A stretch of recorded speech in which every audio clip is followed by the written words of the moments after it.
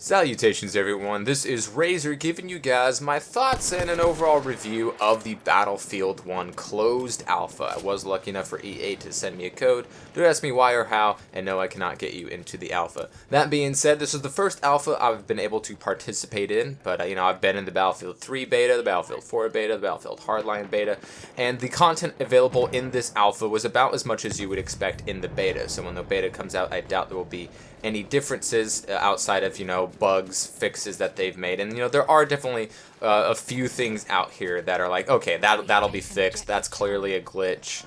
That's something that's not going to happen in the full release of the game. So, it's pretty easy to tell, when those kinds of things are going to happen. But some things, it's more difficult to tell. So for the alpha, it is quite fun. We got this big map. There was the Conquest and Domination game modes available to play. You had 3 different vehicles. You had the light armored truck, you had the tank, and you had the biplane or the warplane.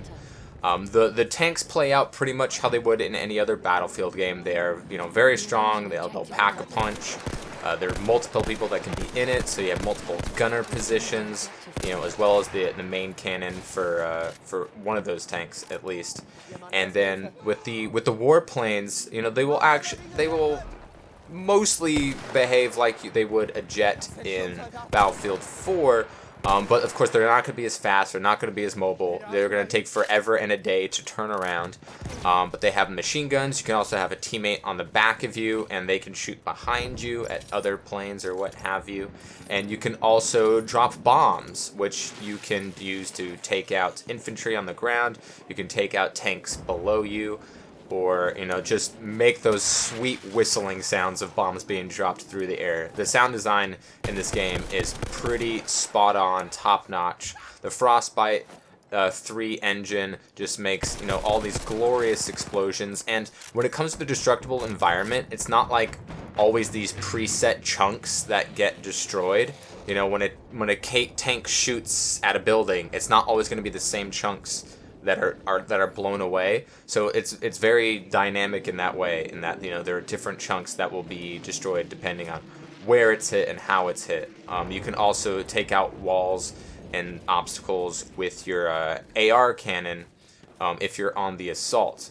So let's go through the different. You have your assault. That's going to be your close quarters SMGs that aren't going to be very good at mid range and pretty useless at long range. But those are going to be your anti-tank classes. They have your anti-tank grenades. They also have the AR cannons, which you need to have propped up with its tripod in order to use, so you can go prone or go to a wall or something that allows you to take a bipoded position.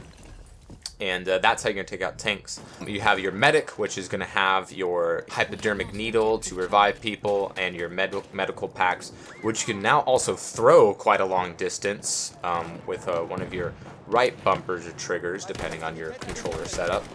And when those are going to be your marksman rifles, they're going to be 10, 20 rounds. You have to be very accurate, and those are going to be pretty decent at mid and long range. And then you have your support. Those are going to be your LMGs and your ammo supply boxes, and those you're going to have varying success with the accuracy of those weapons, of course. And then you're going to have your scouts that are going to use sniper rifles, of course. As well as a flare gun that can show enemies on the minimap within that area, which is kind of a cool new little thing that they've implemented there. Also, each individual class can run a light anti-tank grenade instead of your typical anti-infantry grenade. You can also run an incendiary grenade or a gas grenade, and every class has a gas mask, which you can wear to be invulnerable to the gas, which is this green shit that you see everywhere.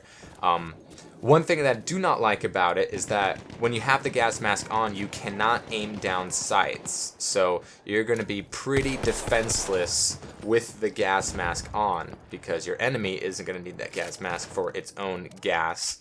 So the gas may be a little too strong in that aspect, that you cannot aim down sights if you're going to have the gas mask on. If you have it off, you're going to be taking damage and have blurry vision.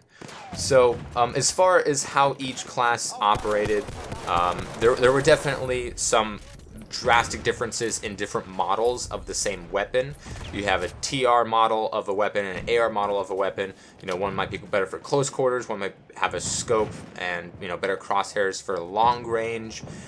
You could have a fully auto a version of the Cell Regati, or you could have the semi-auto version. And with the Cell Regati, that was the weirdest weapon, I think, from the alpha, because a lot of the times, and there was 3 other weapons like this, one being the shotgun that was available, and I forget what the 3rd weapon was, but it wouldn't always fire when you press the trigger. Now, I don't know if this was intentional. You know, I kind of doubt it that they would have, you know, guns that can jam or something like that. And it didn't seem like it would only fire at a certain cadence, like there was a cooldown to its fire, because sometimes it wouldn't fire, other times you could hit it in rapid succession, it would come out. So I don't know if that's a bug or if that's something they're going to address and change, but that was definitely something that happened on a few guns, which I didn't have any experience with in any other previous Battlefield game, where you would pull the trigger and the gun would not fire. So that was definitely interesting. When it comes to the blimps, that will be called in. I don't know if it's the last 5 minutes of the game or once your teams have a certain discrepancy in score between one another, but the losing team will get control of the blimp, and it makes this like awesome like War of the Worlds tripod sound, which is like really menacing, and it's this huge thing. You can take it out, you know, with your planes and you know, your bombs and whatnot. And you can even land on the plane and take out the gunners, which might be more difficult than it sounds, but would be very satisfying, I would assume. And the blimp is actually kind of fun to be in. You have all these different gunner positions to shoot at planes. You can also shoot down below you. You can aim down sights with any of these guns to be more accurate. And that will do damage to buildings, it'll do damage to infantry, it'll do damage to enemy tanks on the ground, as well as, you know, planes in the air, and anyone who's has the balls to land on your plane with their parachutes. So the blimp is kind of fun, but it is definitely kind of cheesy, because, you know, the team that loses gets it as kind of like a last push. So if it's a close game, I don't know if the blimp is not going to show up, because they want it to be competitive and not have this blimp dictate who's going to win. But I haven't really seen it make an impact on who's going to win. I've never seen the team with the blimp win in the end, but it is kind of nice, a little fun, little extra thing for if your team is losing to just, you know, jump in and, you know, wreak some havoc on some enemies down below that have no way of fighting back. Planes, they do have bombs, and they're kind of easy to pilot, but if you're, you know, like super experienced with the jet from like BF4, that, you know, took a long time to master, believe me. I grinded out to get that achievement for the air superiority game mode.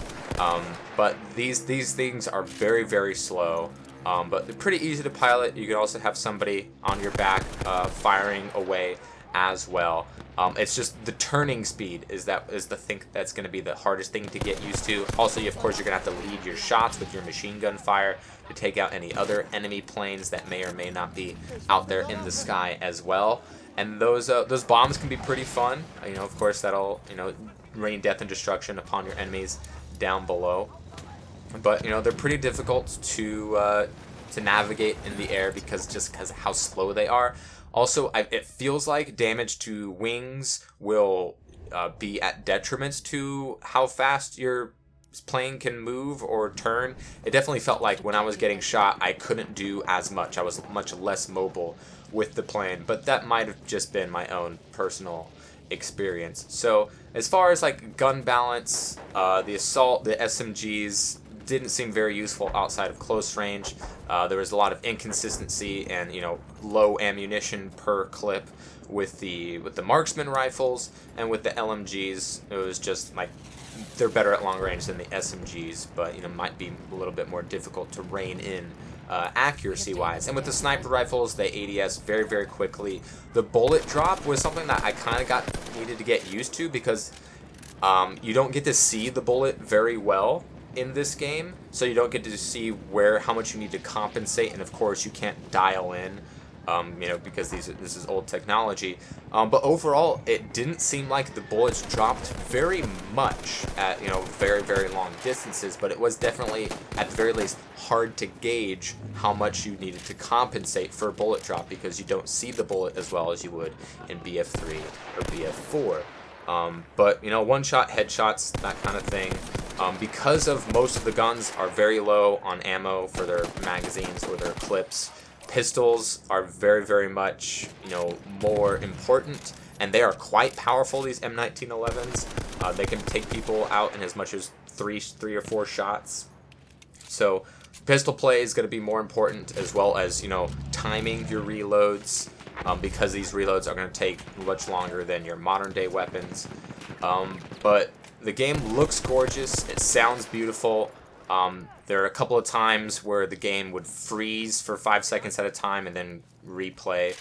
Although I was active during that time in the game. A couple of times I would die, my corpse would fall out of the world. Like I mentioned, sometimes in the using some of the gun emplacements or using the plane guns or blimp guns, the gun on my screen would disappear, but it would still fire and there would be no sound. So there's some things that we know that are going to be fixed for possibly the beta, but more likely the full release of the game. But it's definitely still feels like Battlefield. It still plays like Battlefield. The technology is just very much different, but the roles are still much the same. Melee, unfortunately, there's no counter melee. If someone comes at you from the front, you will get hit and you will most likely get killed. There's also a bayonet charge, which I believe you can do with any of the primary weapons in the game, in which when you're running, you can hit the melee button and you will do a charge with that bayonet, in which case you'll run quite fast, but you cannot stop when you're doing this. So you're going to have to hit your enemy with this bayonet charge, and you're going to be screaming while you're doing it. So your enemy's going to know if and when you miss, but if you hit them, they aren't going to see it coming, and there's nothing that they can do about it. Also, after this bayonet charge, you won't be able to sprint for a few seconds, so it's not going to help you get to places faster unless that place is, a very short distance away. So it's a fun little thing that I'm glad that they added to the game. There's a lot of that in this game, and I cannot wait to see what other weapons and other game modes and other maps the game has in store for us. And yeah, it's going to be fun.